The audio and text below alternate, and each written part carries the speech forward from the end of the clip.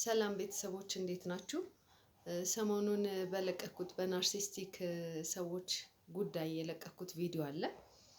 እዛ ቪዲዮ ላይ እንግዲህ ብዙ ሰዎች ኮሜንት እያደረጉ ነበረ እና እኔ ሀሳቡን መግለጽ አቅቶኝ ስለ ናርሲስቲክሶች እኔ በቃሌ ባንደበቴ መግለጽ እና መንገር አቅቶኝ ነው እንግዲህ እኔ የሰዎችን ቪዲዮ ስለ ናርሲስቲክ የተናገሩትን ቪዲዮ ወደ እናንተ የለቀኩት ማለት ነው። እና እዛ ቪዲዮ ላይ የሰማሁት የተረዳሁት ነገር ምንድነው?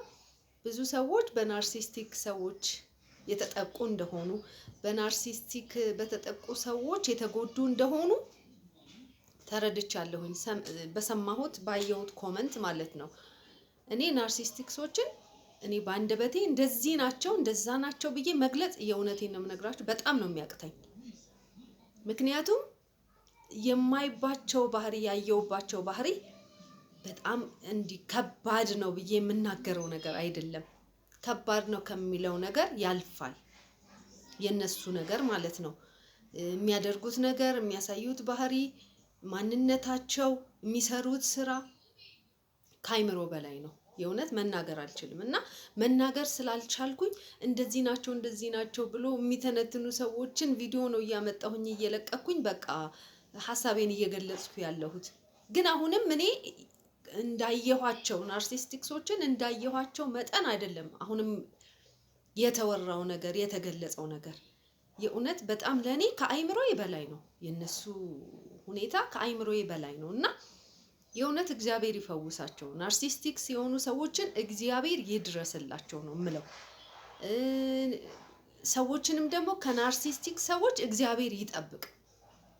የእውነት በተለይ ወጣቶችን ከዚህ በኋላ ያሉ ጀነሬሽኖች እውነት እግዚአብሔር ይጠብቃቸው እንጂ በጣም ከባድ የሆነ ባህሪ ነው ያላቸው። ሀገርንም ትውልድንም በቃ የሰውን አይምሮ የሰውን ማንነት ከእውነተኛ ማንነት የሚያወጣ ከእውነተኛ ባህሪ የሚያወጣ ነው ጤናማውን ሰው ማለት ነው የነሱ ባህሪ።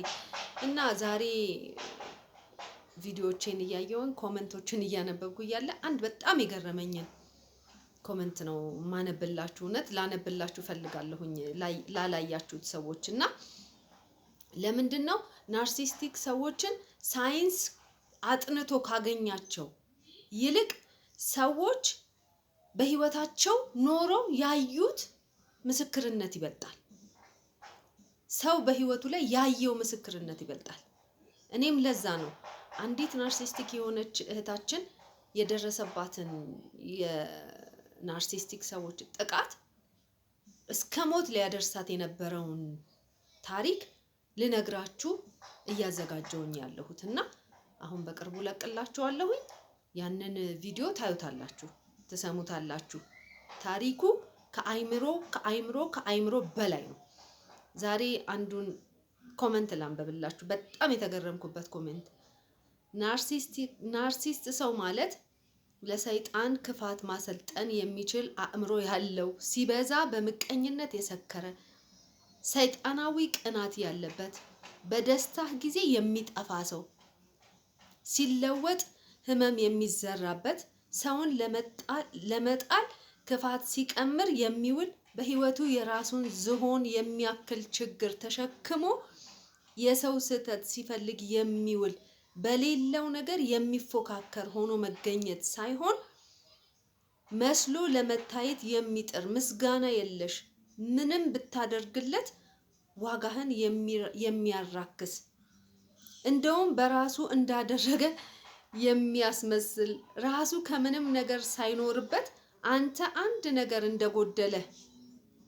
እንደጎደለህና መጥፎ ስሜት እንዲሰማህ የሚያረጉ፣ በራስ መተማመን እንዳይኖርህ የሚያደርግ፣ እንደ ቀነኒሳና ኃይሌ በርታ ከማለት ይልቅ እዚህ ጋር ስም አልገልጽም፣ እንደ ከሌና እንደ ከሌ አልፈኸው ስትሄድ ቁምጣህን የሚጎትት የነቀዘ ማንነት ጎዶሎ ስብዕና ያለው